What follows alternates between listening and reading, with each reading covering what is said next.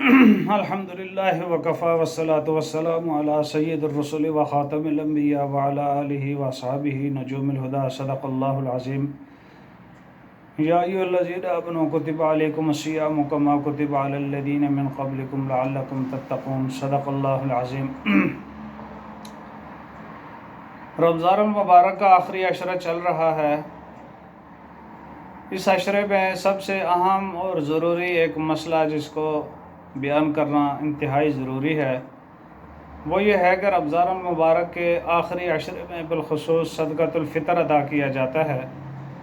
اس کے متعلق چند ضروری مسائل ہیں جو آپ حضرات کے سامنے بیان کرنا ضروری ہیں۔ نمبر 1، صدقہ فطر کیوں دیا جاتا ہے؟ صدقہ فطر اس کی 2 وجوہات بیان کی جاتی ہیں کہ اس لیے دیا جاتا ہے کہ انسان جب روزے رکھتا ہے تو اس کے روزے کے اندر کوئی کمی کوتاہی رہ جائے تو صدقۃ الفطر سے اس کمی کوتاہی کو پورا کیا جا سکتا ہے۔ دوسری وجہ یہ ہے کہ جو آپ کے معاشرے کے مستحق نادار لوگ ہیں ان کے ساتھ اعانت کی جاتی ہے، ان کے ساتھ تعاون کیا جاتا ہے، تو اس تعاون کو مد نظر رکھتے ہوئے مسلمانوں کے اوپر صدقۃ الفطر واجب کیا گیا ہے۔ اب صدقہ فطر کس کے اوپر واجب ہے؟ تو اس کے لیے 3 شرائط کا پایا جانا ضروری ہے۔ نمبر 1 کہ صدقہ دینے والا مسلمان ہو، غیر مسلم کے اوپر صدقہ فطر دینا ضروری نہیں ہے۔ نمبر 2 وہ آزاد ہو، غلام کے اوپر صدقہ فطر نہیں ہے۔ نمبر 3 وہ آدمی صاحب نصاب ہو، یعنی نصاب کا مالک ہو۔ اب نصاب کیا ہے؟ 52.5 تولہ چاندی کی مقدار کا جو آدمی مالک ہو اس کے ذمہ صدقہ فطر ادا کرنا ضروری ہے۔ اب اس مقدار کا مالک ہونا اس کے لیے پورا سال اس ملکیت کا ہونا ضروری نہیں ہے، بلکہ اگر شوال کی 1 شوال کی صبح صادق سے پہلے یا صبح صادق کے وقت، جس وقت عید کی نماز کا وقت شروع ہوتا ہے، اگر وہ آدمی صاحب نصاب ہے تو اس کے ذمہ صدقۃ الفطر ادا کرنا واجب ہے۔ اگر ایک آدمی عید کے دن صبح پیدا ہوتا ہے تو اس کا صدقہ فطر بھی ادا کرنا ضروری ہے، لیکن ایک آدمی اگر عید کے دن صبح فوت ہو جاتا ہے صبح صادق سے قبل تو اس کا صدقہ فطر نہیں دینا پڑے گا، اس کے ذمہ سے وہ ساقط ہو جائے گا۔ صدقہ فطر کی مقدار کیا ہے؟ اس کی 4 مقداریں ہیں۔ نمبر 1 سب سے اعلیٰ و افضل یہ ہے کہ آپ کشمش یا منقع 1 سا بنتا ہے 3 کلو کا، تو احتیاطاً 4 کلو کشمش یا منقع کی جو قیمت بنتی ہے وہ اگر آپ صدقۃ الفطر میں دیں تو سب سے افضل ہے۔ دوسرا 4 کلو کھجور، اس کی جو رقم بنتی ہے وہ آپ صدقۃ الفطر میں دیں، یہ سب سے افضل طریقہ ہے۔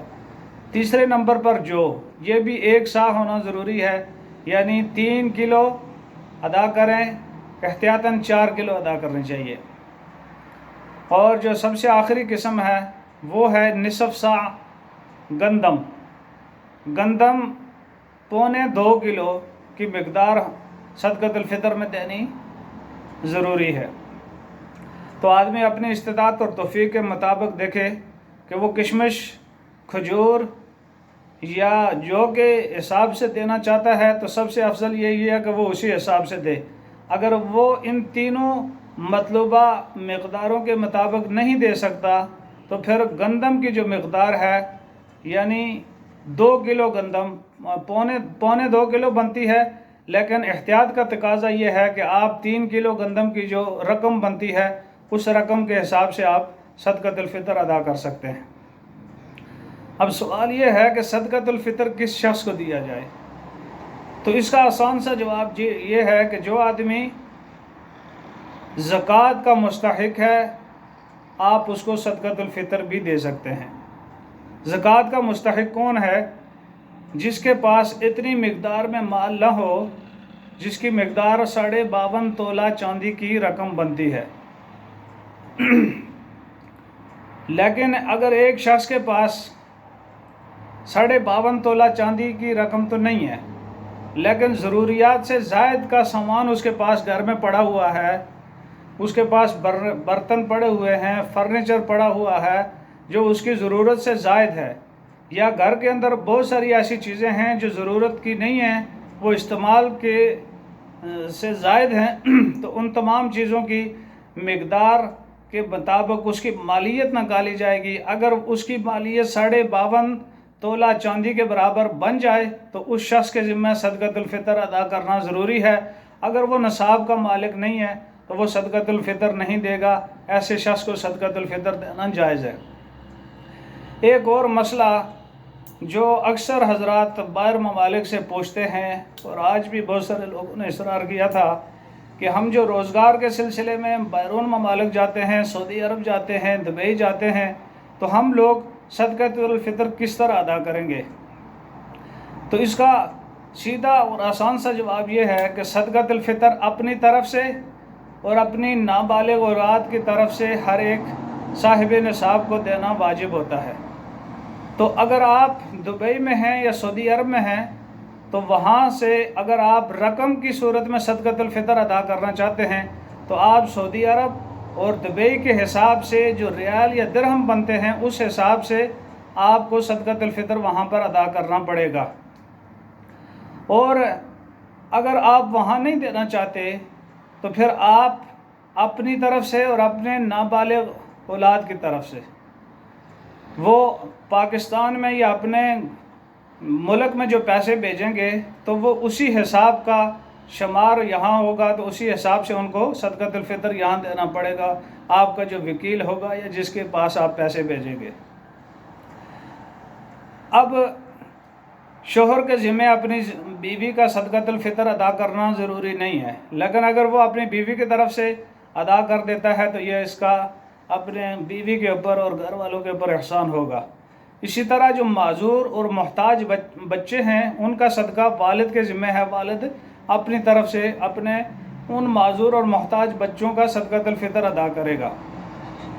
لیکن جو بچے بالغ ہیں یا وہ کمانے بنانے کے قابل ہیں تو ان کا صدقہ والد کے ذمہ نہیں ہے، وہ اپنی طرف سے وہ صدقۃ الفطر ادا کریں گے۔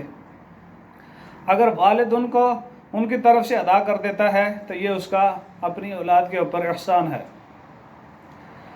اب جو لوگ ہمارے پاکستان کے یا کشمیر کے بیرون ممالک آباد ہیں تو کیا ان کو ہم صدقۃ الفطر دے سکتے ہیں یا نہیں دے سکتے؟ تو ایک صورت تو یہ تھی کہ بیرون ملک جو لوگ روزگار کے سلسلے میں جاتے ہیں ان کا تو مسئلہ آپ کے سامنے بیان ہو چکا ہے، لیکن جو لوگ پراپرلی وہاں پر سیٹ ہیں یا وہاں رہتے ہیں لیکن وہ مستحق ہیں، غریب ہیں، تو کیا ہم انہیں صدقہ فطر یا زکوٰۃ دے سکتے ہیں یا نہیں دے سکتے؟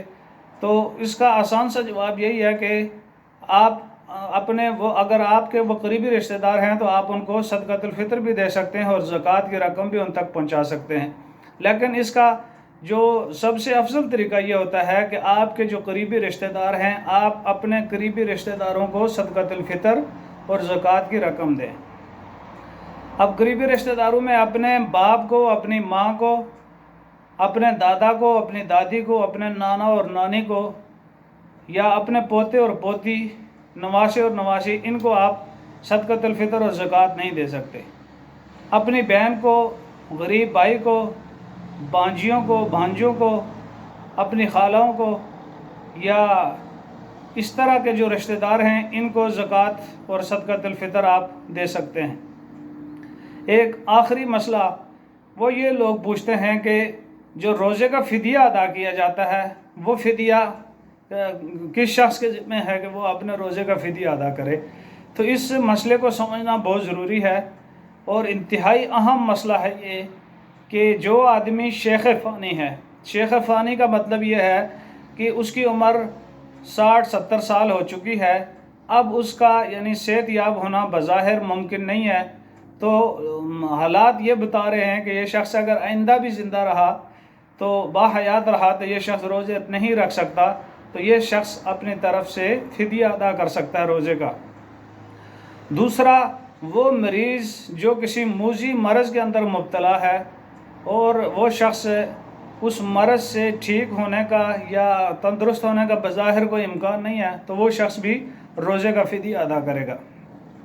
روزے کا فدیہ کیا ہے کہ جو فطرانے کی جو رقم ہے، چاہے کھجور کے حساب سے، گندم کے حساب سے، یا کشمش کے حساب سے، یا جو کے حساب سے، جس کا وہ یعنی اہل ہے، جو ادا کر سکتا ہے آسانی کے ساتھ، تو وہی رقم وہ روزے کے فدیے کے طور پہ ادا کر سکتا ہے۔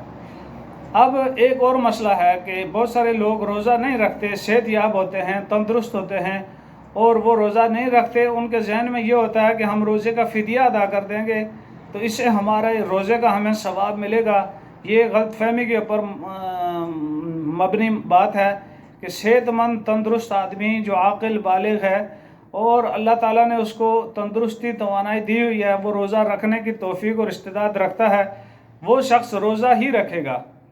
وَمَنْ كَانَ مِنْكُمْ مَرِيضًا أَوْ عَلَىٰ سَفَرٍ فَعِدَّةٌ مِّنْ أَيَّامٍ أُخَرَ کا مطلب یہ ہے کہ جو شخص مریض ہے یا شیخ فانی ہے اس کے لیے اجازت ہے، یا وہ مشقت والے سفر میں ہے جس کی شرعی مقدار قرآن و سنت میں متعین ہے، وہ شخص تو روزے کا فدیہ، اس شخص کو لیے تو روزہ نہ رکھنے کی اجازت ہے۔ لیکن ایک صحت مند تندرست آدمی اگر روزہ نہیں رکھتا اور اس گمان کے اوپر نہیں رکھتا کہ میں روزے کا فدیہ ادا کروں گا، اس شخص کا فدیہ قابل قبول نہیں ہے، اس کے ذمہ روزہ ہی رکھنا ہے۔ اور ایک روزے کا جو فدیہ ہے وہ یہ ہے کہ اگر غلطی سے کوئی آدمی ایک روزہ توڑ لے تو 60 دن مسلسل روزے رکھے گا۔ اگر ایک بھی روزہ درمیان سے ٹوٹ جاتا ہے تو پھر وہ نئے سرے سے روزے رکھے گا۔ لیکن جو ایک فرض روزہ ہے اس کا فدیہ ساری زندگی انسان اگر ادا کرنا چاہے، ساری زندگی اگر تواتر کے ساتھ وہ روزے رکھے تو اس کا فدیہ پھر بھی وہ ادا نہیں کر سکتا۔ تو یہ مسئلہ تھا جو آپ حضرات کے سامنے بیان کرنا تھا۔ اللہ تعالیٰ سے دعا ہے کہ اللہ مجھے اور آپ کو قرآن و سنت کے اوپر عمل پیرا ہونے کی توفیق عطا فرمائے، اور رمضان المبارک کے اس مقدس مہینے کی جو برکتیں ہیں، جو اس کی آخری لمحات کی قیمتی ساعات ہیں، اس سے ہمیں مستفید ہونے کی توفیق عطا فرمائے۔ وآخر دعوانا ان الحمد للہ رب العالمین۔